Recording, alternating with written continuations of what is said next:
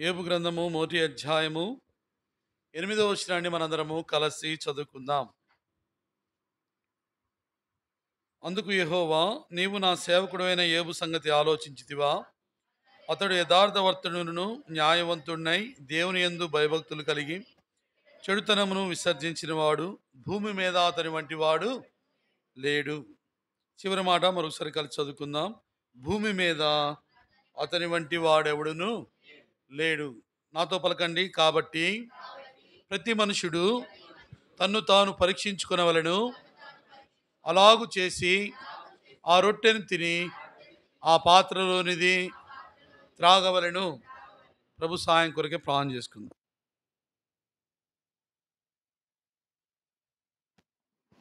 ప్రేమగల తండ్రి, జీవుల ప్రభా, నీ నామను బట్టి నీ కృపను బట్టి వందనాలు తండ్రి.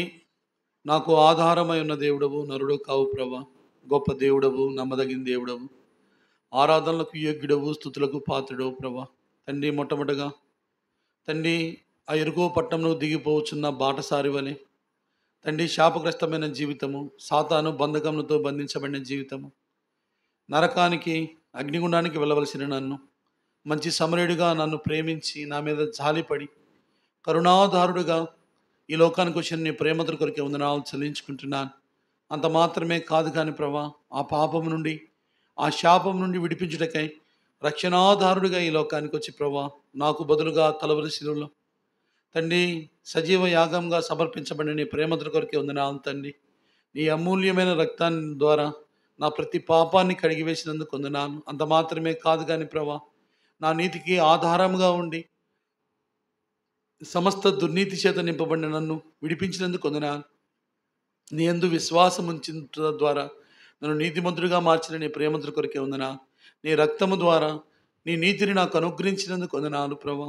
నా నీతికి ఆధారంగా ఉండి నన్ను నీతిమంతుడిగా మార్చిన నీ ప్రేమతో కొరకే వందనాలు ప్రభా. అంత మాత్రమే కాదు కానీ ప్రభా, జలములు లాంటి శ్రమలు ప్రభా, నదులు వంటి సమస్యలు, అగ్ని వంటి మహాశ్రమలు గుండా నేను వెళ్ళినా సరే తండ్రి, మరణం నుండి నా ప్రాణమును, కన్నీళ్లు విడవకుండా నా కన్నులను, జారిపడకుండా నా పాదమును తప్పించిన నీ ప్రేమతో కొరకే వందనాలు ప్రభా. నా క్షేమాధారుడుగా ఉన్నందుకు వందనాలు ప్రభా. అంత మాత్రమే కాదు కానీ ప్రభా, మీరు వస్తారు, మరలా నన్ను తీసుకొని పోతారు. ఆ క్రొత్త ఆకాశమును, క్రొత్త భూమిని నేను స్వతంత్రించుకున్నటకు, అందులో నివసించుటకు ప్రభా, మీరు వచ్చి నన్ను తీసుకొని పోతారన్న ఒక నిరీక్షణకు ఆధారముగా ఉన్న నీ ప్రేమతో కొరకే వందనాలు. ఏమిచ్చి నీ రుణం తీర్చుకోగలను తండ్రి, ఏమని కొని ఆడగలను? నా జీవితంలో మీరు చేసిన మేలు ఉపకారములను బట్టి మిమ్మల్ని స్తుతిస్తూ మరొకసారి నిన్ను ప్రకటించడం కొరకు ఆయన నిలబడుతుండగా బలపరచండి. మీ రక్త ప్రోక్షణ అనుగ్రహించండి. నీ ఆత్మ నింపుదల, వాక్శక్తి అనుగ్రహించండి ప్రభా. తండ్రి, నీ ప్రజలైన వారిని నీ వాక్యంతో పోషించండి. మమ్మల్ని బలపరచండి, మమ్మల్ని సరిచేయండి. నీ రాజ్యం కొరకు, రాకడ కొరకు ఆయత్తపరచమని పరిణీతి, పరిచర్యనిధి, మహిమ కేవలం నీకు మాత్రమే ఆరోపిస్తూ యేసయ్య ఘనమైన, శ్రేష్ఠకరమైన, పరిశుద్ధమైన నామంలో నమ్మి ప్రార్థిస్తున్నాం తండ్రి. ఆమేన్, ఆమేన్.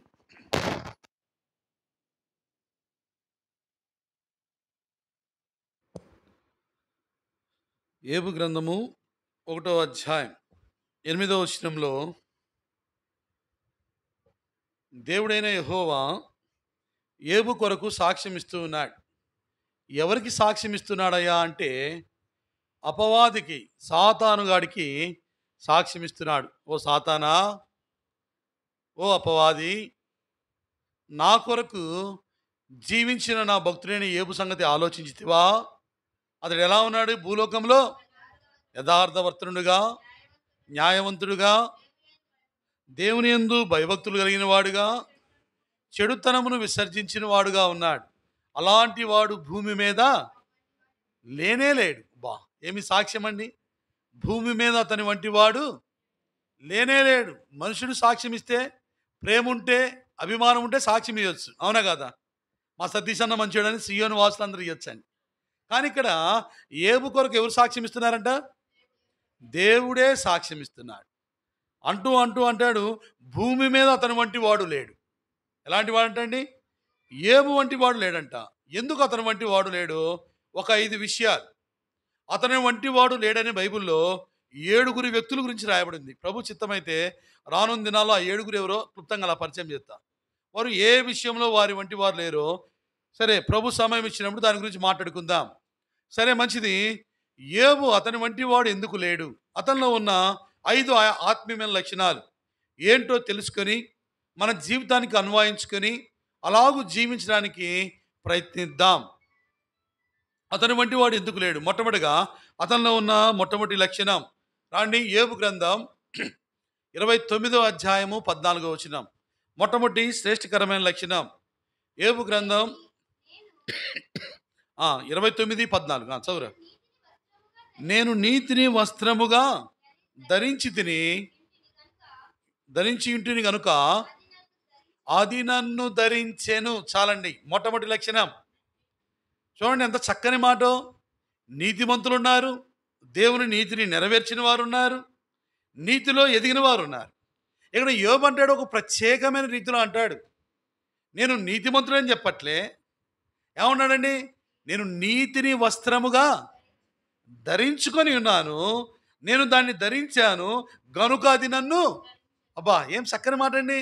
ఆయన వస్త్రము వలె ధరించినట్టు, చొక్కా పాయింట్ వేసుకున్నట్టే ఆయన ఏం ధరించాడంట? నీతిని వస్త్రముగా ధరించాడు. ఈ మాట 66 పుస్తకంలో ఏ భక్తుడు చెప్పలేదండి. అందుకే దేవుడు ప్రత్యేకమైన బిరుదిచ్చాడు, అతని వంటి వాడు. ఎందుకో తెలుసా? అతడు నీతిని ధరించడం. అసలు నీతి అంటే ఎవరు? రాండి, కొరింథీయులకు రాసిన మొదటి పత్రిక 1వ అధ్యాయము చివరి వచనం. 1 కొరింథీ 1 చివరి వచనం 31 చివరి వచనము. అతిశయించువాడు ప్రభునందే అతిశయింపవలెనని రాయబడినది నెరవేరునట్లు దేవుని మూలముగా ఆయన మనకు జ్ఞానమును, నీతియు, పరిశుద్ధతయు. చాలండి. ఎవరంట నీతి అంటే? ఎవరంటండి? గట్టి చెప్పండి, ఎవరంట? యేసుప్రభువారే నీతి. ఏనంటాడు, నేను ఎవరిని ధరించానో తెలుసా? యేసుప్రభువారిని నేను ధరించా. బా, ఏం చక్కని మాట అండి. ఓ ప్రత్యేకమైన రీతి. నీతైన యేసుప్రభువారిని నేను ధరించాను గనుక ఆ నీతి ఏం చేసిందంట? నన్ను ధరించింది. నేను యేసయ్యలో కలిసిపోయాను, యేసయ్యను ధరించాను. యేసయ్య నన్ను ప్రేమించి ఆయన నన్ను లీనం చేసుకున్నాడు. అంటే ఆయన స్వరూపంలోకి మార్చాడు, ఆయన పోలికలోకి మార్చాడు. ప్రేమైన సంగమా, వందల కొద్ది భక్తులు ఉన్నారు బైబిల్లో. ఈ మాట ధైర్యంగా చెప్పిన వ్యక్తి యోబు మాత్రమే. నేను నీతిని వస్త్రంగా ధరించా, యేసయ్యను ధరించా. నా హృదయంలో నా చూపు చూసినా యేసయ్యలాగే ఉంటుంది, నేను మాట్లాడినా యేసయ్యలానే ఉంటుంది, నేను నడిచినా. ఒకలంట కొంతమంది ఆఫ్రికా ఖండంలో సువార్త ప్రకటించడానికి వెళ్ళారంటండి. ఎక్కడికి వెళ్ళారంట? గట్టి చెప్పండి. ఆఫ్రికా ఖండంలో అక్కడంతా నరమాంస భక్షులేనండి. చాలామందిని సువార్థికులు అక్కడికి వెళ్ళారు. కొంతమంది చంపబడ్డారు, తిరివేయబడ్డారు. కొంతమందిని సువార్త ప్రకటించి అనేక ఆత్మలు సంపాదించారు. వీళ్ళు అందరూ వెళ్ళిన తర్వాత కొంతమంది వెళ్ళారు సువార్త ప్రకటించడానికి. వెళ్తే వాళ్ళు చెప్తున్నారంట, మొత్తం అక్కడ ఉన్న నరమాంస భక్షులందరినీ పిలిచి, అయ్యా, మేము ప్రకటించే యేసుప్రభువారు ఎలాంటి వాడో తెలుసా? ప్రేమ కలిగిన వాడు అని అంటండి. వాళ్ళు అన్నారంట, నరమాంస భక్షులు, అనారోగ్యకులు అనమాట, వాళ్ళంతా ఆటవికులు. వాళ్ళు అన్నారంట, అయ్యా, ఆయన మాకు తెలుసు అన్నారంటండి. వీళ్ళకి ఆశ్చర్యం వేసింది. ఈ చీకటి ఖండంలో, ఈ భయంకరమైన కీకారణ్యంలో వీళ్ళు అసలుగా మనుషులు బిక్కొని తింటారు. వీళ్ళకి ఆయన ప్రేమ ఏంటో తెలిసింది. అయ్యా, మా దేవుడు ప్రేమ కలిగిన దేవుడు అంటే, అయ్యా, ఆ ప్రేమ కలిగిన దేవుడు మాకు తెలుసు అంటున్నారంటండి. అయ్యా, ఆయన కరుణ కలిగిన దేవుడు, అయ్యా, ఆయన దయ చూపించేవాడు, ఆ దయగల దేవుడు మాకు తెలుసయ్యా అంటున్నారంటండి. వీళ్ళకి ఆశ్చర్యం అవుతుందంట. ఎవరు వచ్చి ప్రకటించారు? ఎలా తెలుసు వీళ్ళు? ఆయన స్వస్థపరిచే దేవుడయ్యా, ఆయన బాగు చేసే దేవుడయ్యా, ఆయన ఆదరించే దేవుడయ్యా, ఆయన మోక్షానికి, పరలోకానికి, స్వర్గానికి తీసుకొని వెళ్ళే దేవుడయ్యా అంటే వాళ్ళు అన్నారంట, ఆయన మాకు తెలుసు తెలుసు తెలుసు అని అన్నారంట. ఆయన మా మధ్యలోనే నివసించాడని చెప్పారంట. వీళ్ళు చెప్పే వాళ్ళకి పిచ్చి పట్టిపోయిందంట. యేసుప్రభువారు ఎక్కడ జన్మించారు? ఎక్కడండి? బెత్లెహేములో. ఎప్పుడు? 2025 సంవత్సరాల క్రితము. వీళ్ళేంటి? ఆయన మా మధ్యలోనే ఉన్నాడు, ఆయన ప్రేమను చూపించాడు, ఆయన ఆదరించాడు అని చెబుతున్నారు. ఏంటయ్యా అంటే, ఆయన ఎవరో మేము చూపిస్తామయ్యా రాండి తీసుకొని పోయారంటండి. తీసుకొని పోయి ఎవరు చూపించారు తెలుసా? డేవిడ్ లివింగ్స్టన్ సమాధిని చూపించారంట. యేసయ్య ఎవరో మాకు తెలియదు, ఆయన ప్రేమ ఏంటో మాకు తెలియదు, ఆయన ఆదరణ ఏంటో తెలియదు, ఆయన ఎలాంటి వాడో మాకు తెలియదు. కానీ ఈ వ్యక్తి ఉన్నాడు చూడండి, ఆ యేసయ్యను నమ్ముకున్న వ్యక్తి, ఆ యేసయ్యను ధరించిన వ్యక్తి మా మధ్యలోకి వచ్చాడు. ఆయన ప్రేమ ఏంటో, ఆయన ఆదరణ ఏంటో, ఆయన కరుణ ఏంటో, ఆయన కొరకు ఎలా జీవించాలో ఈయన మాకు నేర్పాడు. ఈయనే మా చిన్న యేసయ్య, మా బాల యేసయ్య అన్నారట. ప్రియమైన వాళ్ళారా, యేసు ప్రభువును ధరించిన వ్యక్తి యేసయ్యను ప్రజలకు కనపరుస్తాడు. ఎవరిని కనపరుస్తాడు? యేసు ప్రభు ఏనంటాడు, నేను నీతిని వస్త్రంగా ధరించా గనుక అది నన్ను ధరించెను. అంటే ఇప్పుడు ఏ ముందు ఎవరు కనబడుతున్నారు? యేసు ప్రభు వారు కనబడుతున్నాడండి. బైబిల్ గ్రంథంలో ఒక వ్యక్తి మాట అన్నాడు. ఎవరు చెప్తారా? ఒక వ్యక్తి ఇదే మాట అన్నాడు. ఆయననా బా ఎట్లా చూస్తున్నారంటే మంచి మీరు మిమ్మల్ని చూసి చెప్పొచ్చు, మాకు తెలియదు, నువ్వు చెప్పు అన్నట్టు చూస్తున్నారు. మంచిది, రైట్, నేనే చెప్తా. అన్న చెప్పినట్టు, పౌలు అన్న చెప్పినట్టు పౌలు అన్నాడండి. మరి కొరింథీ 11:1 అంటాడు, నేను క్రీస్తును పోలి నడుచుకొనుచున్న ప్రకారము యేసయ్య స్వరూపంలోనికి, యేసయ్య పోలికలోనికి వచ్చాడు ఆయన. ఆయన అంటాడు, ఇక యేసు ప్రభు వద్దు, నేను పోలి నడుచుకున్నాను, మీరేం చేయాలా? నన్ను పోలి నడుచుకోండి. ఎందుకు ఆయన పోలి నడుచుకోవాలా? ఆయన చూస్తే ఎవరిని చూసినట్టుంది? యేసు ప్రభుని చూసినట్టే ఉంది. ఆయన మాట్లాడితే ఎవరు మాట్లాడినట్టుంది? మనం మాట్లాడితే విశ్వాసులకంట 3 భాషలు వచ్చంటండి. ఏ భాషలు వచ్చంట? ఎన్ని భాషలు వచ్చంట? 3 భాషలు వచ్చంట. అక్క, బస్సులో విసిగితే ఎలా మాడతారు? తమ్మడే, ఈ ఫ్రీ టికెట్లు వచ్చిన కానీ పాపం వాళ్ళు చచ్చిపోతున్నారు. అక్కను చూడాలి, విసిగించినప్పుడు చూడాలి ఒకసారి పై. మనకు కూడా కోపం వచ్చినప్పుడు పంపుల కాడ మనకి విశ్వరూపాలు వస్తాయి. మనకి ఇచ్చినప్పుడు, మనం గిల్లినప్పుడు, ఒక మాట అన్నప్పుడు అప్పుడు అనిపిస్తుంది. బైబిల్ తీసి పక్కన పెట్టి ఇక అప్పుడు విశ్వరూపాలు చూపిస్తాను. వీళ్ళు అలాంటి వాళ్ళు కాదండి, మనలాంటి వాళ్ళు కాదు. వీళ్ళు మార్పు నొందిన వారు, యేసయ్య పోలికలోకి, స్వరూపంలోకి మార్చబడినవారు. ఎంత చక్కని మాట అండి. నేను నీతిని వస్త్రంగా ధరించా, నేను ఆయన ధరించబట్టి ఇప్పుడు ఏం చేశాడు? ఆయన నన్ను ధరించాడు. బా, యేసయ్య పోలికలోకి, యేసయ్య స్వరూపంలోకి మారిపోయాడు. అందుకే అంటాడు, అపవాది ముందు అంటున్నాడు దేవుడు, అపవాదికి సాక్ష్యం ఇస్తున్నాడు. యోబు గురించే దేవుడు అపవాదికి సాక్ష్యం ఇచ్చాడు. ఏమనిచ్చాడు? నా భక్తుడేని చూడు, నా సేవకుని చూడు, నన్ను ధరించాడు, నా కొరకు నీతిగా ఉన్నాడు. ఎంతవరకు ఉన్నాడు నీతిగా? చదవండి, యోబు గ్రంథం 27వ అధ్యాయము 5-6 వచనాలు. ఎంతవరకు నీతిగా ఉన్నాడు? మీరు చెప్పినది న్యాయమని నేను ఏమాత్రము ఒప్పుకొనను. మరణమగు వరకు ఎంత మాత్రమును నేను యథార్థతను విడవక ఉందును, నా నీతిని విడవక. బా, ఏమి చక్కని మాటలండి. ఎంతవరకు ధరించాడు? ఎంతవరకు నీతిని పట్టుకుంటాడంటండి? చనిపోయే అంతవరకు, ఈ లోకాన్ని విడిచి వెళ్ళు వరకు, పరమును చేరు వరకు. కష్టం రాని, నష్టం రాని, శ్రమ రాని, శోధన రాని, అన్నం ఉండని లేకపోని, ఏది ఉన్నా లేకపోయినా ఎవరిని విడిచిపెట్టండి? నీతిని విడిచిపెట్టండి. యేసు ప్రభువుని విడిచిపెట్టండి, అంతే. మరణమగు వరకు నేను యథార్థతను విడవకుందును, నా నీతిని నేను గట్టిగా, నాకు శ్రమలు ఎక్కువ వచ్చే కొద్దికి, నాకు బాధలు ఎక్కువ వచ్చేసరికి నేను ఇంకా గట్టిగా పట్టుకుంటా. ఎవరిని? నా నీతి అయిన యేసు ప్రభువుని. ఏం చక్కని సాక్ష్యం అండి. ఎంత మందిరండి కష్టం వచ్చిందని వెనకపోయి, మేలు జరగలేదని వెనకపోయి, కుటుంబాల్లో మాకు ఆశీర్వాదం రాదని వెనకపోయి, ఈరోజు బోధలు కూడా దౌర్భాగ్యం. సంఘాల్లో ఇదే బోధలు, ఆశీర్వాదాల గురించి చెప్పిన సంఘాలు నిండిపోతున్నాయి.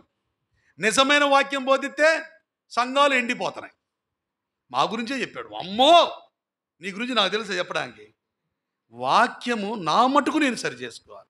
నిన్నంటానికి నేను సరిపోను, నిన్ను విమర్శించడానికి నేను సరిపోను. నా మటుకు నాకు, నీ మటుకు నీవు. ఎవరు సరి చేసుకుంటే వాళ్ళు యోగ్యంగా పరలోక రాజ్యాన్ని. అవునా కాదండి? ప్రియమైన సంగమా, యోబులో ఉన్న మొట్టమొదటి లక్షణం, అతని వంటి వాడు ఎందుకు లేడంటే నీతిని వస్త్రంగా ధరించాడు మొట్టమొదటిగా. రెండోదిగా ఆ నీతిని మరణమగు వరకు విడిచిపెట్టలేదండి, అంతే. అతనితో పాటు ఏమంటపోయినా చచ్చిపోయేటప్పుడు ఏం తీసుకొని పోరండి, చివరికి వస్త్రాలు కూడా ఉంచరండి అంటారండి. అవునా కదా? చనిపోయినప్పుడు ఏది మనం వెంట రాదండి. కానీ ఏమంటాడు? చనిపోయేటప్పుడు నా వెంట ఒకటి వస్తుంది. ఏమొస్తుందో తెలుసా? నీతి నా వెనకాలే వస్తుంది. నా సమాధిలో నాతో పాటు ఏముంటుంది? నా నీతి ఉంటుంది. అబ్బా, అదండి ప్రత్యేకత. ఒక క్రైస్తవుడిగా నేను ఇలాంటి సాక్ష్యంలోకి రావాలా, ఇలాంటి జీవితంలోకి రావాలా. నేను నీతిని వస్త్రంగా ధరించా. ఎంతవరకు ధరించానంటే మరణమగు వరకు, చనిపోయే అంతవరకు నేను నీతిని విడువక గట్టిగా పట్టుకుందును. మరణమగు వరకు నా నీతిని నేను విడవకుందును. ప్రియమైన సంగమా, నీ నీతి అయిన యేసు ప్రభువారిని ఎన్నిసార్లు మనం పక్కన పెడుతున్నాం, ఎన్నిసార్లు లోపలికి తీసుకుంటున్నాం అవసరాన్ని బట్టి. ఏమండి, మనుషులేంటి అవసరమైతే వామ్మో వాయ్యో సుబ్బరాయుడు అన్న హక్కులను మా స్నేహితులే, మా సహోదరులే. కొద్ది తేడా ఎవరు? ఓ ఆయన, ఓ భలే చెప్పేవులే అయ్యా. ఏమండి, నరం లేని నాలుక మానవుని యొక్క స్వభావమే అది. ప్రియమైన సంగమా, దేవుడు కోరుతున్నాడు, నాకు ఎలాంటి వాళ్ళు కావాలా? ప్రత్యేకంగా ఉన్న వాళ్ళు కావాలి. నాకు ఎలాంటి వాళ్ళు కావాలా? నీలాంటి వాడు ఇంకోటి ఉండకూడదు, అంతే. నీకో ప్రత్యేకత ఉండాలా. బైబిల్లో ఎవరికి వాళ్ళు ప్రత్యేకత అండి? ఏ భక్తునికో ప్రత్యేకత, ఆ భక్తునికి నీతిని వస్త్రంగా ధరించాడు. మొట్టమొదటి విషయం అది మరణమగు వరకు గట్టిగా పట్టుకున్నాడు. రెండోది ఈ విషయంలోనే ఓ చక్కన మాట రాండి. యోబు గ్రంథము 2వ అధ్యాయము 9వ వచనం, త్వరగా. అతని భార్య వచ్చి, నువ్వు ఇంకనూ యథార్థతను వదలకందువా? దేవుని దూషించి మరణము కమ్మనేను. చూడండి, ఇక్కడ తలపైకెత్తండి. ఇక్కడ యోబు భార్య చెడ్డదా మంచిదే చెప్పండి? చెప్పాలా? వెంటనే చెప్పాలా? మీరు వెంటనే గెచ్చేస్తారు. ఎందుకండి అబద్ధాలు? మళ్ళీ మీరు ఏదంటే నేను ఏదంటాను అని మీకు తెలిసినా చెప్పట్లా. అసలు యాక్చువల్గా మనం ఏమనుకోండి, యోబు భార్య మంచిదా చెడ్డదా? చెడ్డది. అవునా కాదా? ఏది చెప్తే ఏదొచ్చిందో వీటిని పట్టుకొని వచ్చారు తిరువూరు నుంచి. నాయన నాకు కటింగ్ చేయమంటే వాడు ఎంటికలు కూడా పెరగకుండా చేశాడు. వాడు ఆ మంగళోడిని నేను వాడిని మర్చిపోలేకపోతున్నా.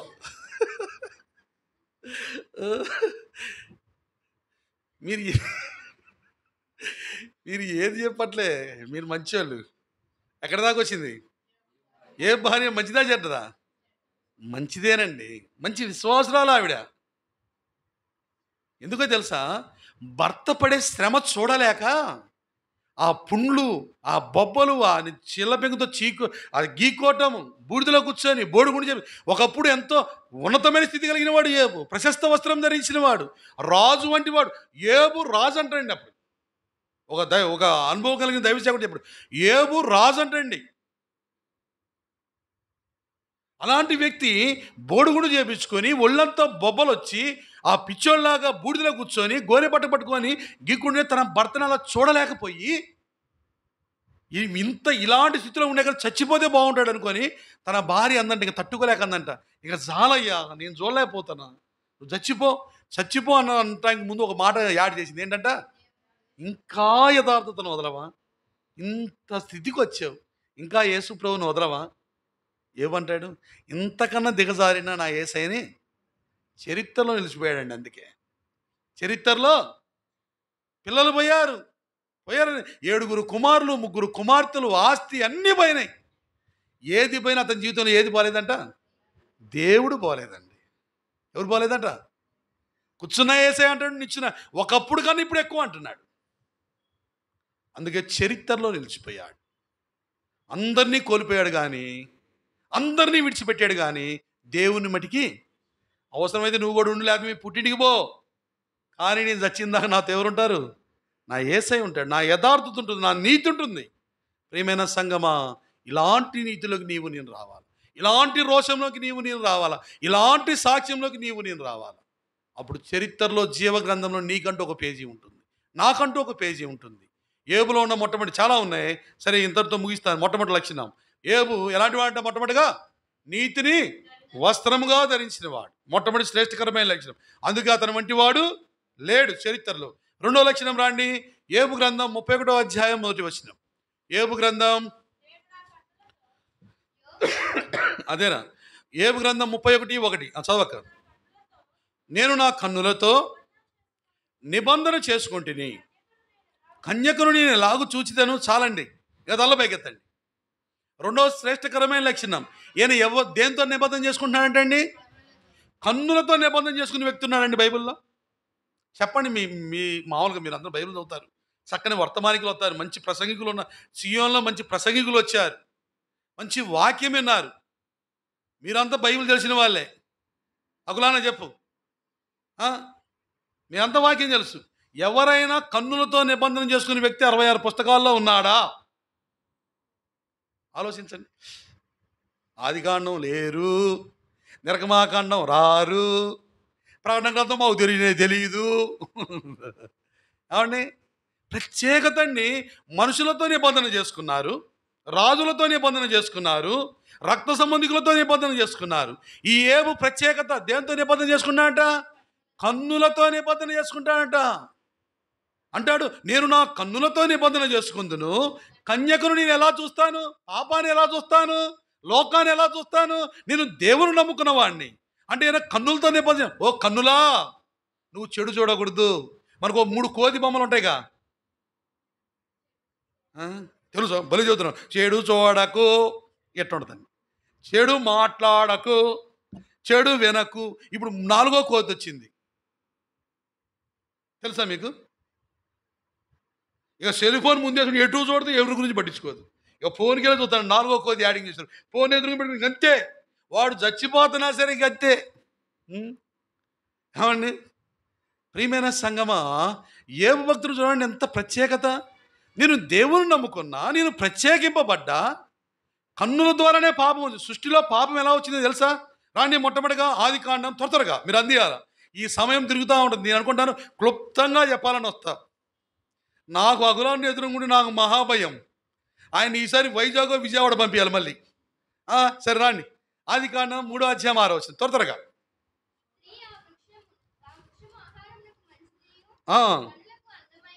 కన్నులకు అందమైందియు, వివేకమిచ్చు రమ్యమైందియు, ఉండుట చూచినప్పుడు ఇంకా తలపైకెత్తన్నమ్మా.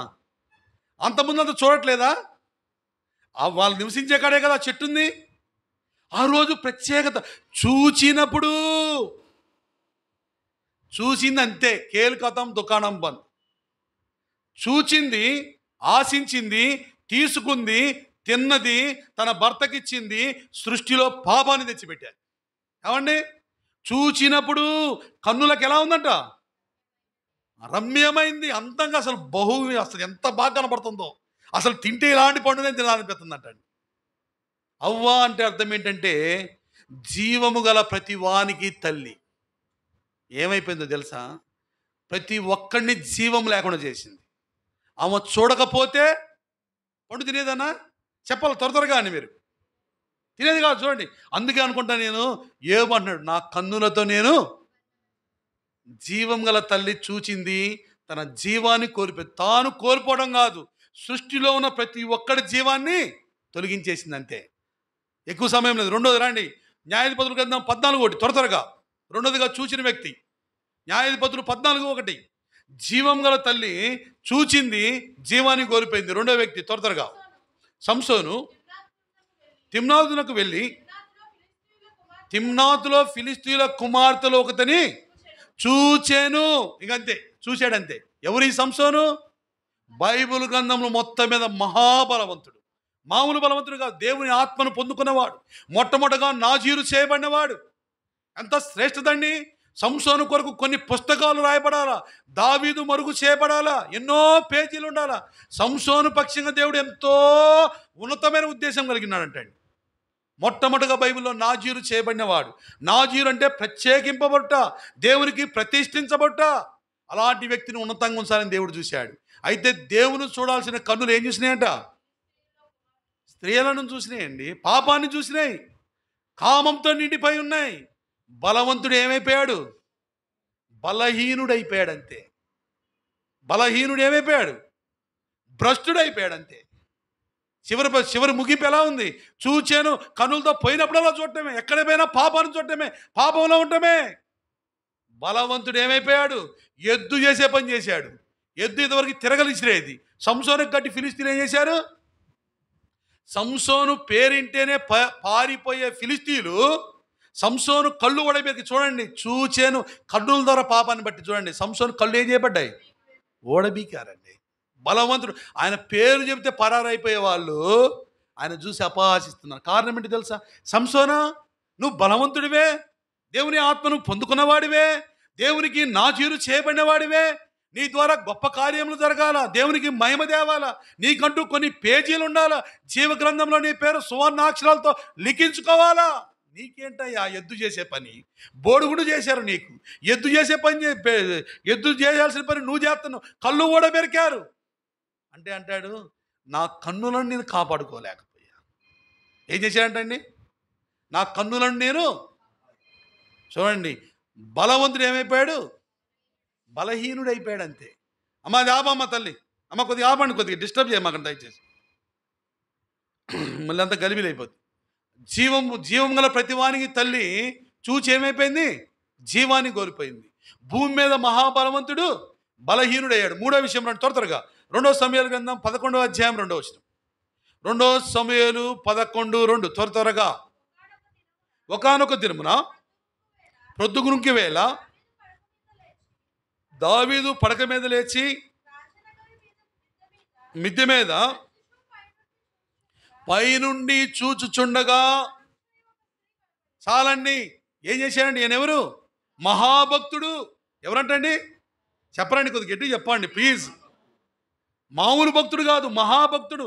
దేవుని తర్వాత ఎక్కువసార్లు రాయబడిన పేరు కలిగిన వాడు, దేవుని ఇష్టానుసారుడు, హృదయానుసారుడు, కీర్తనాకారుడు. ఈయన గురించి చెప్పుకుంటూ పోతే ఎన్నో ఉన్నాయి. చూచాడు. భక్తుడు ఏమైపోయాడంటే భ్రష్టుడైపోయాడు. ఏమైపోయాడు? హృదయానుసారుడు. ఒక మచ్చ ఉంది తెలుసా అండి? చదువుతారా? మొదటి రాజుల గ్రంథం 15:4 త్వరగా. మొదటి రాజులు 15:4. మొదటి రాజులు 15:4. దావీదు ఇత్యుడైన ఊరియా సంగతి యందు తప్ప, ఇంకా చాలండి, తలపైకెత్తండి. ఊరియా సంగతి యందు తప్ప తన జీవిత కాల దినములన్నీ యెహోవా దృష్టికి యథార్థముగాను ఆయనను ఆజ్ఞలను అనుసరించు జీవించెను. జీవితంలో ఒక మచ్చ ఉందంతే. ఊరియా సంగతి చూచాడు కాబట్టి పాపం చేశాడు కాబట్టి నీతిమంతుడైన ఊరియాని చంపాడు. దేవుడు అక్కడ మచ్చ పెట్టాడు. అంతా బాగానే ఉంది. ఒక ఊరియా సంగతి యందు తప్ప, అదొక్కటి చాలు అంతే జీవితానికి. ఒక మచ్చ చాలు. ఊరియా సంగతి కాడికి వస్తే భక్తుడు ఏమైపోయాడు? భ్రష్టుడైపోయాడు. ఇన్ని జరిగినాయి కాబట్టి ఏమంటాడు?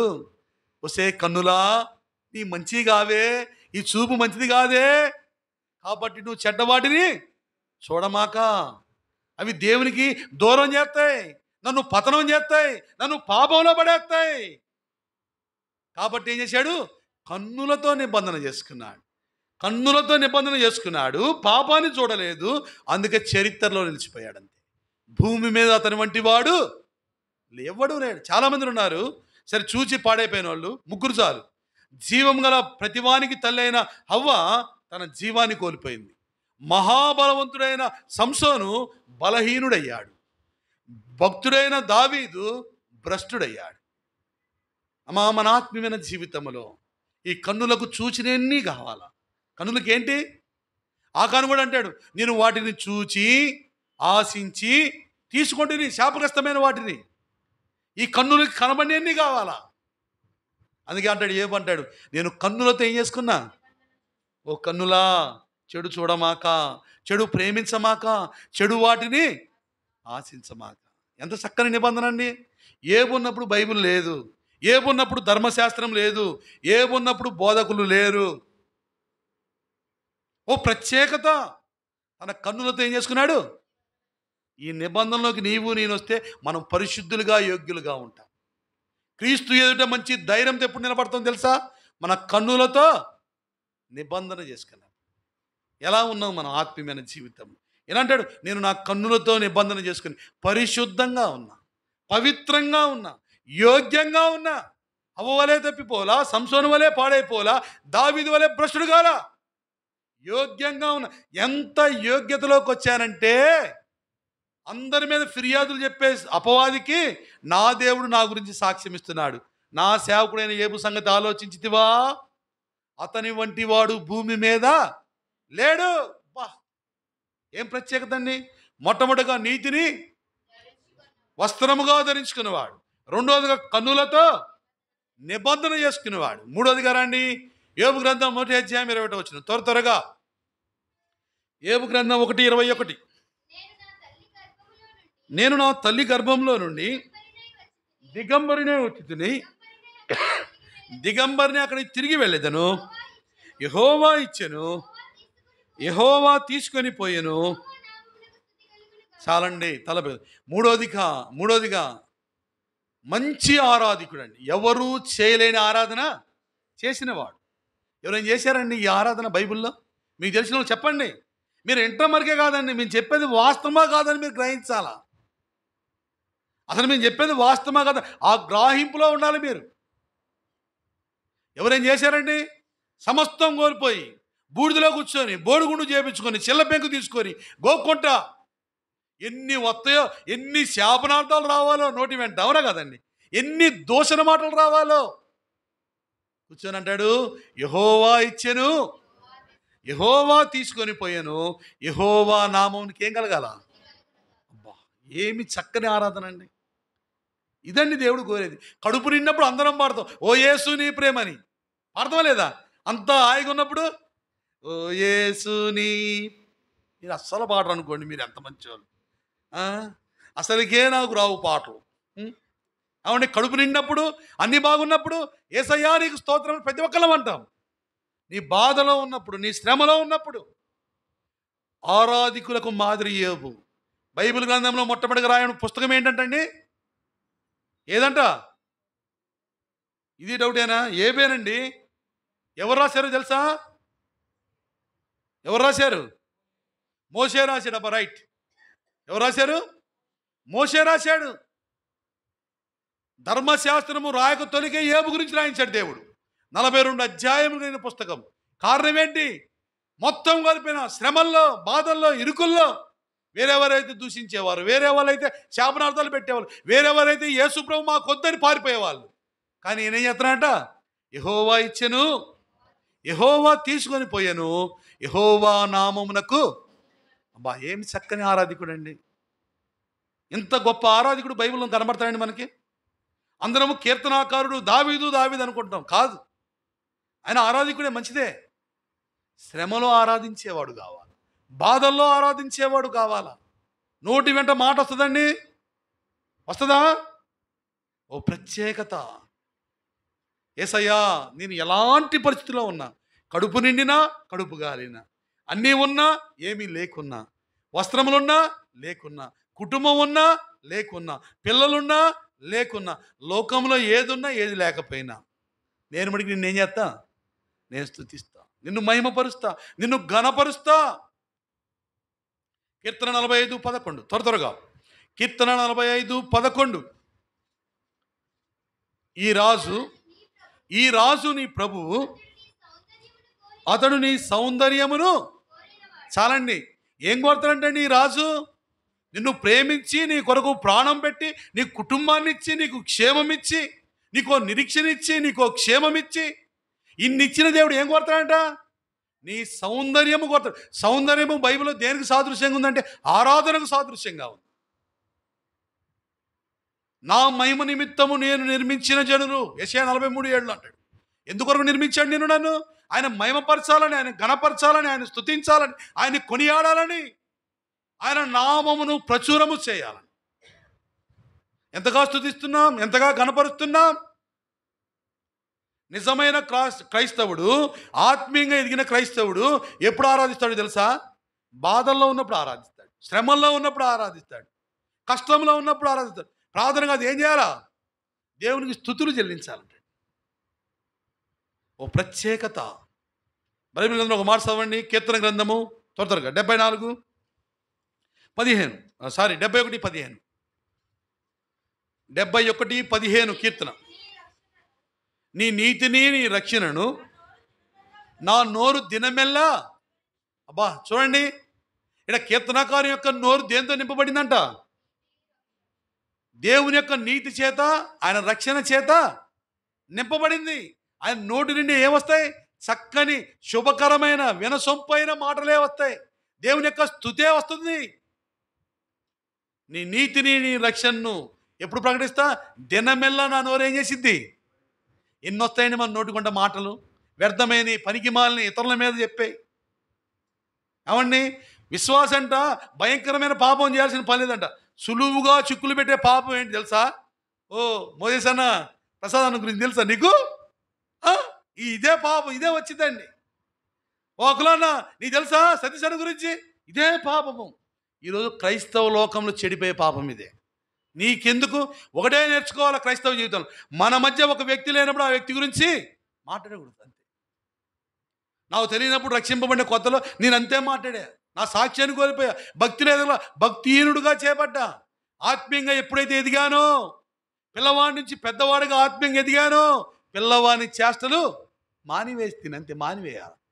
ఎదిగే కొద్దికి మనలో మనం ఎవరో బలవంతులము కాదు, అందరము బలహీనమే, శరీరంతో ఉన్నాం అని నేర్చుకోవాలి. పౌలు అంటాడు, నేను పిల్లవానిగా ఉంటిని, పిల్లవాని చేష్టలు చేశాను, ఇప్పుడు నేను పెద్దవాడిని అయితేని పిల్లవాని చేష్టలు మానివేస్తుంది. దేవునికి ఇష్టం లేనిది, అయిష్టమైంది, అసహ్యమైంది, అబద్ధమైంది, లేనిపోని మాటలు, ఈ ఎంత భ్రష్టత్వంలోకి మనం తీసుకొని వస్తాయి తెలుసా అండి. ఇద్దరు విశ్వాసులు కలిగితే ఏం చేయాలి? ప్రార్థన చేయాలి. ఇద్దరు విశ్వాసులు కలిగితే దైవికమైన మాటలు, దేవుని యొక్క పని గురించి మాట్లాడుకోవాలి. ఓ మాట ఉంది చదవండి, మలాకీ గ్రంథం త్వరగా, మలాకీ గ్రంథము 3:16. మలాకీ 3:16 త్వరగా.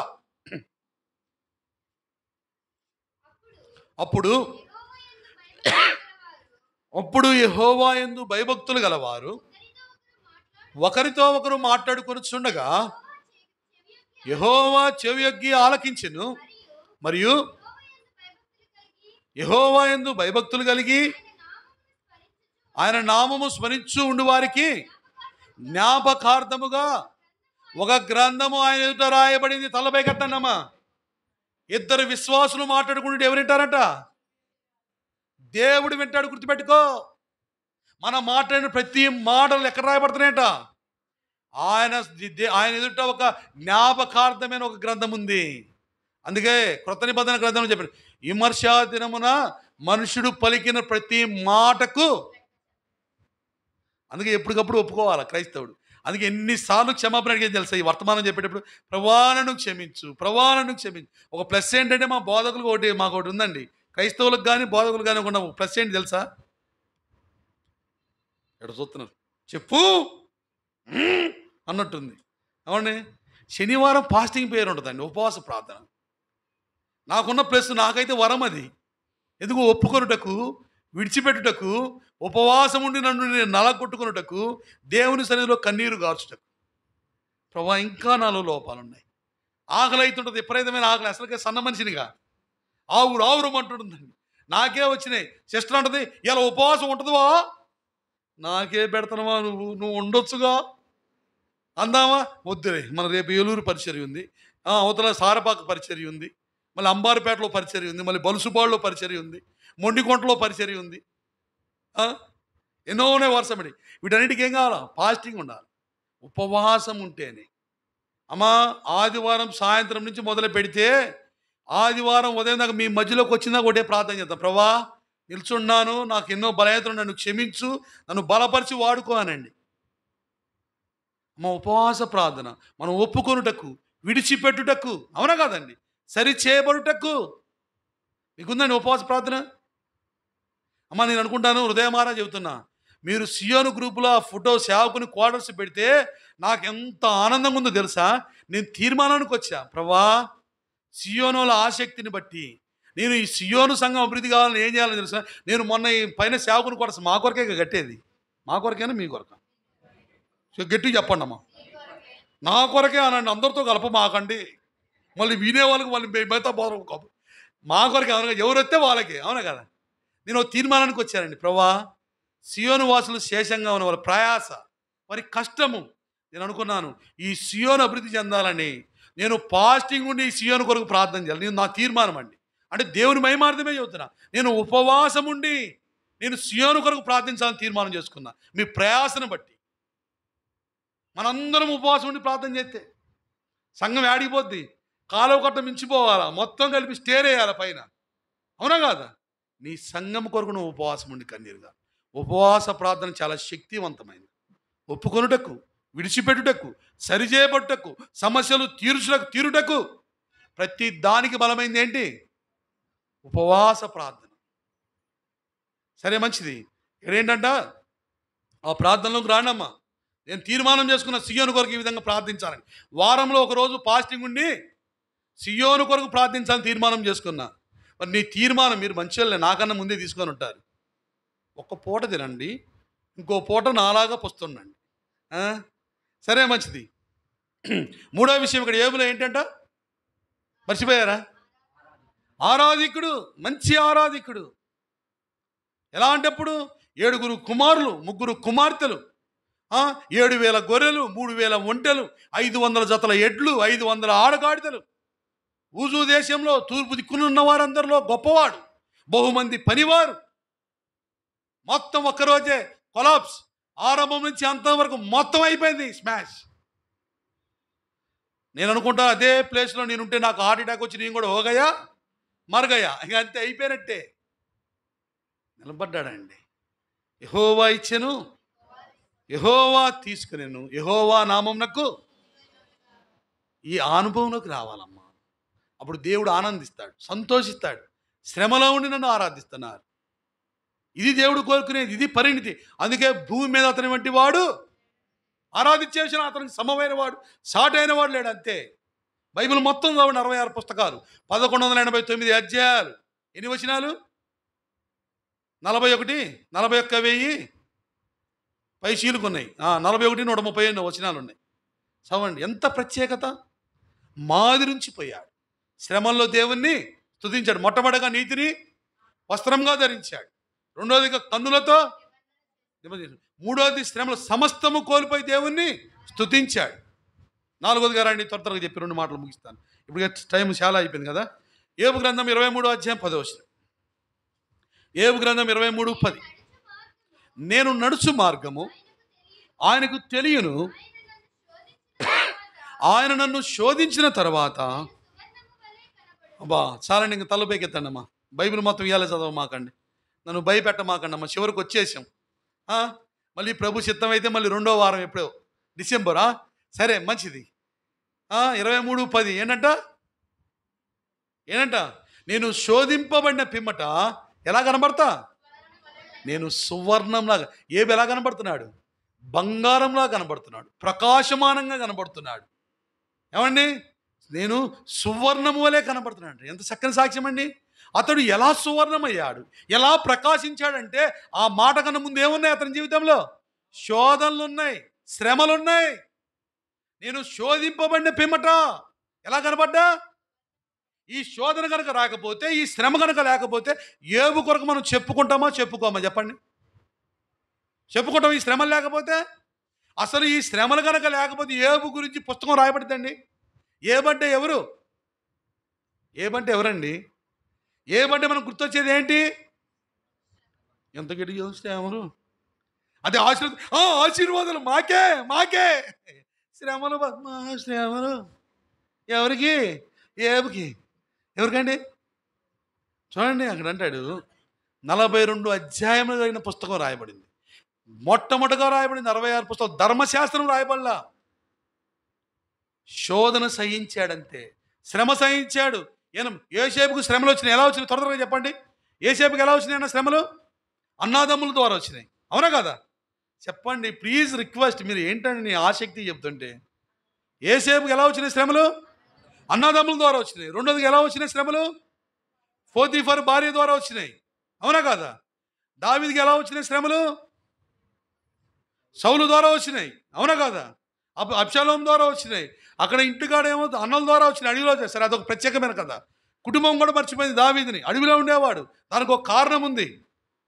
అంటే దానియేలుకి ఎలా వచ్చినాయి శ్రమలు? 120 మంది అధిపతుల ద్వారా, వారి అసూయ వల్ల వచ్చినాయి, అవునా కాదా?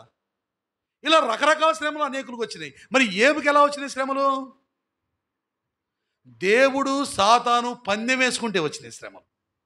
మనుషుల వల్ల రాలా, పరిస్థితుల వల్ల రాలా. ఎవరి వల్ల వచ్చినాయి? దేవుడు అపవాది పందెం వేసుకున్నారండి. నిలబడతాడా? ఇదిగో అపవాది. 1వ అధ్యాయము 10 నుంచి 12 దాకా ఇంటికి వెళ్ళిందిలో చదవండి. యోబు గ్రంథం 1వ అధ్యాయం 10వ వచనం నుండి 12 దాకా దేవుడు చెప్తాడు, నా యోబు అంటే నా సేవకుడు లాంటి వాడు లేనే లేడంటే అపవాది అంటాడు, ఊరికనే నీ యందు భక్తి నిలిపాడా? అతను మట్టిని పట్టుకుంటే ఏం చేసావు? నువ్వు బంగారం చేసావు. అతని ఇంటి చుట్టూ ఏం వేసావు? కంచి వేసావు, ఇక నిన్ను సేవించకపోతే ఏం చేస్తాడంటే దేవుడు అంటాడు, అతను ఎలాంటి పరిస్థితుల్లో ఉన్న నన్ను మట్టికి విడిచిపెట్టాడు. సరే విడిచిపెడతాడో లేదో ఒక్కసారి కంచి తీసి చూడు, నేను చూపిస్తా అనండి. సరే తీసేపో, కంచి తీసేపో, నీ ఇష్టం వచ్చినట్టు చేయన్నాడు. సాతాను విజృంభించాడు. శ్రమలు ఎవరు పడరాని శ్రమలు. బైబిల్లో ఏ పడిన శ్రమ ఎవరు పడలేదు కదండి. ఎవరేం పట్టారా? ఎవరేం పట్టారండి? పడలేదమ్మా. నువ్వు బతికిచ్చావు తల్లి, ఇంకెవరు చెప్పట్లే. పడ్డారా? నాకు తెలిసి ఇప్పుడు బస్సు డ్రైవర్లు కండక్టర్లు పడుతున్న శ్రమలు ఎవరు బాటలో మక్కర ఆగరాకు వచ్చింది నాయనా ఏసయ్యా. ప్రతి సంఘంలో కండక్టర్లు ఉన్నారు మాకు, వాళ్ళు ఈ శ్రమలు పడలేకపోతున్నారు. ఏమన్నా చూడండి, దేవుడు సాతాను పంది వేసుకోవటం ఏంటి? పాపం ఏమీ చేయని వారికి శ్రమలు రావటం ఏంటండి? ఎంత నష్టపోయాడండి.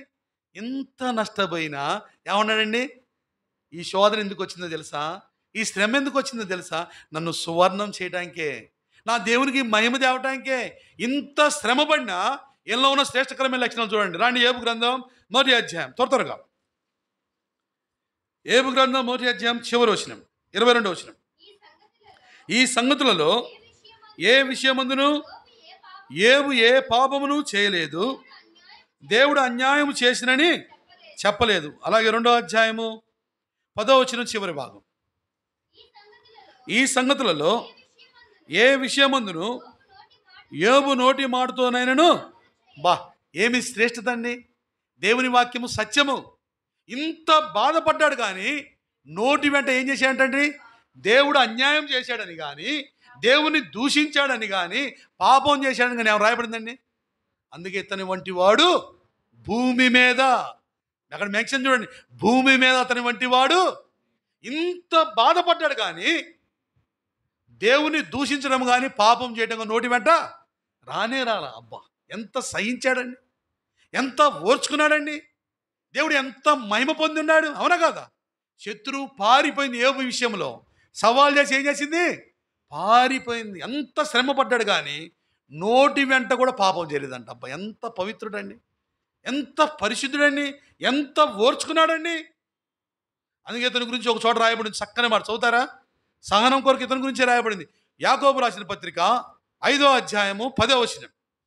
యాకోబు 5:11.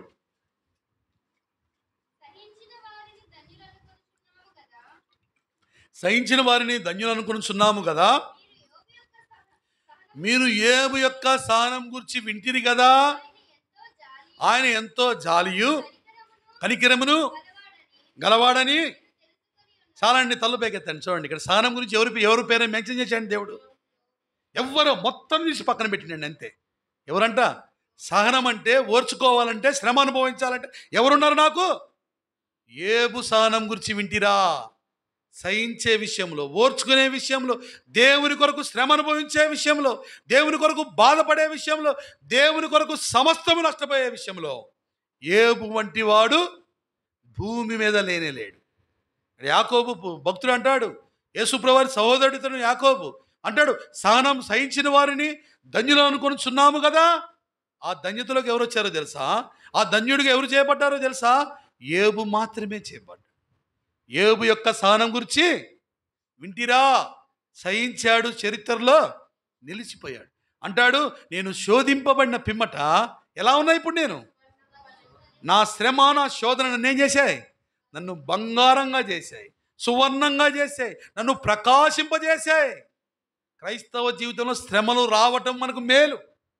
కీర్తనకారుడు అంటాడుగా, కీర్తన 119 తీయొద్దులే కానీ 69, 71 వచనాలు అంటాడు, శ్రమ కలిగి ఉండుట నాకు మేలాయను, శ్రమ కలగక మునుపు నేను త్రోవ విడిచిని, ఇప్పుడు శ్రమ కలిగిన తర్వాత ఏం చేశా?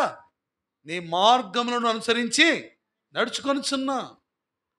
శ్రమ లేకపోతే కడుపు నిండితే ఆగురన్నాడుగా, కడుపు నిండితే యెహోవా ఎవడని అందునేమో. కడుపు నిండకూడదని క్రైస్తవుడికి ఎప్పుడు కాలుతా ఉండాలా? నిజమైన క్రైస్తవునికి ఎప్పుడు ఏముంటాయి? అబ్బా మోయేస్ అని చెబుతున్నాడు, ఎవరు చెప్పట్లే. ఏముంటాయి? అవి మాకొద్దు. ఆ కాలువలో ఆ లాకుల్లో పడిపోవాలా? ఏమండి, శ్రమలో నెట్టిపోవాలా?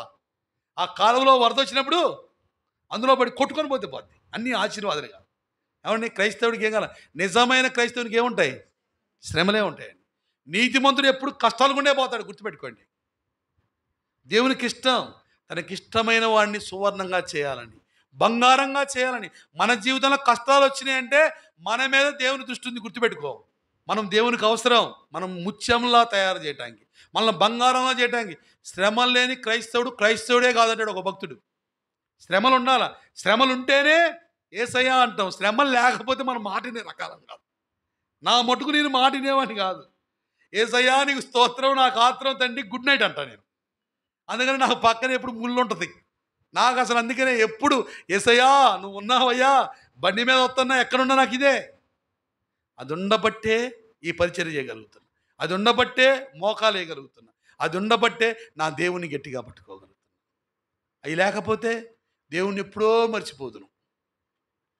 ప్రభా నిన్ను జ్ఞాపకం చేసుకునేందుకు నాకు ఈ ముళ్ళు ఉండాలయ్యా.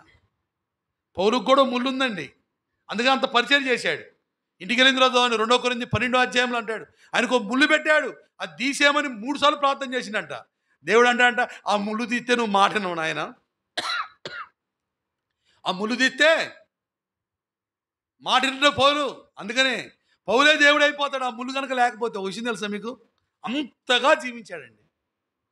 ప్రభు చిత్తం మీద ఈసారి వచ్చినప్పుడు ఎందుకు అంత బలమైన పాత్రగా చేయబడ్డాడు చెప్తా. పౌల్లో 3 విషయాలు. సరే మంచిది.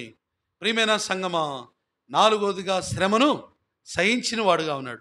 శ్రమను సహిస్తే ఏంటి మన జీవితంలో కలిగే మేలు? ఒక్క మాట చదువుకొని ముందుకు వెళ్దాం. తిమోతి రాసిన 2వ పత్రిక 2వ అధ్యాయం 12వ వచనం. 2 తిమోతి 2:12.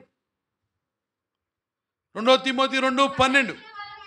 సహించిన వారమైతే, అబ్బా చాలండి, ఇంక బైబిల్ తెప్పమాకన్నా నా వైపు చూడండి. సహించిన వారమైతే ఆయనతో కూడా, ఆయనతో ఏలాలంటే, అధికారం చేయాలంటే ఈ లోకంలో ఏం చేయాలి? నేను క్రీస్తు కొరకు శ్రమలను సహించాలి. శ్రమను సహించాలా, ఓర్చుకోవాలా, దేవునికి మహిమ తేవాలా. అప్పుడు ఆయనతో పాటు ఏలుబడి చేస్తాం, అధికారం చేయగలుగుతాం. 4 విషయాలు చూసాం. ఫైనల్గా ఒక మాట చెప్పముందు రిమైండ్ చేసుకుందాం. ఏబు భూమి మీద అతని వంటి వాడు ఎందుకు లేడు? మొట్టమొదటిగా నీతిని వస్త్రంగా ధరించాడు. 2వదిగా కన్నులతో నిబంధన చేసుకున్నాడు. 3వదిగా శ్రమలలో దేవుణ్ణి ఆరాధించిన వాడుగా, స్తుతించిన వాడుగా ఉన్నాడు, మంచి ఆరాధికుడు. 4వదిగా శోధను సహించి ఎలా అయిపోయాడు? సువర్ణంగా చేయబడ్డాడు. శ్రమలలో సువర్ణముగా మెరుగు పెట్టబడ్డాడు. 5వదిగా, లేకపోతే 4వదిగా శ్రమలను సహించి సువర్ణంగా చేయబడ్డాడు. 4వదిగా. 5వదిగా ఎలాంటిది? ఫైనల్గా ఒక్క మాట చూసుకొని మనం బల్లాల్లో పాలు పొందాం. యోబు గ్రంథం 31వ అధ్యాయం 37వ వచనం. యోబు గ్రంథం 31:37. నా అడుగుల లెక్క ఆయనకు తెలియజేస్తాను, రాజువలే నేను ఆయన యొద్దకు వెళ్ళేదను. చాలండి, అయిపోయింది వర్తమానం. నా వైపు చూడండి, వర్తమానం అయిపోయింది. ఆహా, సియోను వాసులారా సంతోషించి, అమ్మో వెళ్ళి చెప్పారండి వచ్చిన, అమ్మా ఇక అయిపోయింది నాయన బా. ఆహా, ఎంత ఆనందంగా చెప్పారు. సియోను వాసులారా అడగరు, అన్ని అడిగిన అయితే చెప్పరు కానీ ఇది మటుకు బలి చెప్పారండి. గంతులే వస్తారా? వచ్చే ఆదివారం కూడా నేనే వస్తాగండి, ఇక లాభం లేదు. అయితే ఇక 2 కాదు 3వ వారం మెచ్చుకుంటాను నేను. గంతులే వస్తారా, నన్ను పంపిస్తారా, నేను అసలు పోరే పోరు. సరే మంచిది. 5వదిగా ఏబులో ఉన్న శ్రేష్టత. ఏబు గ్రంథం 31:37 అంటాడు, ఆయన సాక్ష్యం చెప్తున్నాడు. యేసు ప్రభువారు ఇప్పుడు వస్తే నేను ఎలా పోతాను తెలుసా? ఎలా పోతారంటండి? బా ఏమి సాక్ష్యం అండి. ఎవరైనా చెప్పారు ఈ మాట? నేను ఎలా పోతానా దేవుని యొద్దకు? రాజువలే పోతా. అబ్బా ఎలా పోతానంటండి? కాళ్ళు ఎగరేసుకొని పోతా. యేసయ్యా నీ కొరకు ఇంత యోగ్యంగా జీవించా. మన దేవుడు ఎలాంటి వాడండి? రాజులకు రాజు, ఆయన రాజులకు రాజు నా తండ్రి. ఆ రాజులకు రాజు దగ్గర ఎలా పోతా? నేను రాజువలే పోతా. అబ్బా ఈ సాక్ష్యము బైబిల్ ఎవరివల? 5వదిగా మంచి సాక్ష్యము కలిగిన వాడు. ఎలాంటి సాక్ష్యం అంట? యేసుప్రభు ఇప్పుడు వస్తే ఎలా పోతా? రాజువలే పోతా. ఎలా రాజువలే ఎందుకు పోతాను తెలుసా? నా అడుగుల లెక్క కూడా ఆయనకి, నేను ఎక్కడ వేసానో అడుగు కూడా చెప్తా. అంటే అంత నీతిగా, అంత యథార్థంగా, అంత పవిత్రంగా నేను బతికా. నన్ను ఏలుబెట్టు చూపించడానికి ఏ లోపము లేదు, నాలో ఏ మచ్చ డాగు లేదు. నా యేసుప్రభు ఎలా ఉన్నాడు, నేను ఎలా ఉన్నా. అందుకని ఎలా పోతా? రాజు వలె రారాజు దగ్గరికి వెళ్తా. ఏమి చక్కని సాక్ష్యం అండి. ఇలాంటి సాక్ష్యము బైబిల్ ఎవరు చెప్పలే. ఏమంటాడు? నా అడుగుల లెక్క ఆయనకు తెలియజేస్తాను, రాజు వలె నేను ఆయన యుద్ధకు, ఇది నా సాక్ష్యం. ఆ మాట అనుకుంటా అంటాడు, ఇది నా సాక్ష్యము, ఇది నా జీవితము, ఇది నా క్రైస్తవ్యము, ఇది నా ఆత్మీయత అని చెప్పుకుంటా అంటాడు, ఇది నా జీవితము, ఇది నా సాక్ష్యము. మరి నీ సాక్ష్యం ఏంటి? నీ జీవితం ఏంటి? ఇప్పుడు యేసయ్య వస్తే నీ పరిస్థితి ఏంటి? ఒకసారి క్వశ్చన్ మార్క్ వేసుకోవాలా. నా జీవితం ఎలా ఉంది? భక్తిలో, దేవుని ఆరాధించే విషయంలో, మందిరాన్ని ప్రేమించే విషయంలో, దేవుని కొరకు నీతిగా జీవించే విషయంలో, కన్నులతో నిబంధన చేసుకునే విషయంలో, శ్రమలలో దేవుని మహిమపరిచే విషయంలో, శ్రమలను సహించి సువర్ణంగా మారే విషయంలో, నా సాక్ష్యం విషయంలో నేను ఎలా ఉన్నా? ఒకసారి క్వశ్చన్ మార్క్ వేసుకోమా. దేవునికి కావాల్సింది యోబు వంటి వారు కావాలి. ఏదో వచ్చాము పోయామంటే కాదు. ఇదేంటి ఆత్మీయమైన పాఠశాల. నేను సరిచేయబడాలా, చక్కబరుచుకోవాలా, వాక్యాన్ని వినాలా, జీవితానికి అన్వయించుకోవాలా. సువర్ణాలు కావాలా దేవునికి, దేవునికి ముత్యాలు కావాలా, ఆ ప్రకాశమానమైన రాజ్యంలో ప్రకాశించేవారు కావాలా. ప్రియమైన వారారా, మన జీవితం ఎలా ఉంది? ఏమంటాడు? యేసు ప్రభువు ఇప్పుడు వస్తే నేను ఎలా పోతా? రాజు వలె నేను ఆయన యుద్ధకు వెళ్తా. ఏమి సాక్ష్యం అండి. ఐదవదిగా మంచి సాక్ష్యం కలిగిన, ఎవరూ చెప్పలేని, ఎవరికూ లేని సాక్ష్యం కలిగిన వాడు. అందుకే భూమి మీద అతని వంటి వాడు ఎవడూ లేడు. చాలండి, టైం అయిపోయింది కాబట్టి మిగతా రెఫరెన్స్ చూపించాం. 5 విషయాలు ఈ గుర్తుండిపోవాలా. సతీష్ అన్న మర్చిపోవాలా. సతీష్ అన్న చెప్పిన వాక్యము గుర్తుండిపోవాలి. ఏమంటే ఎందుకు అతని వంటి వాడు భూమి మీద లేడు? మొట్టమొదటిగా నీతిని వస్త్రంగా ధరించాడు. రెండోదిగా, మూడోదిగా, ఇక చాలే రెండు, ఇక మూడోది కూడా కావాలా నీకు?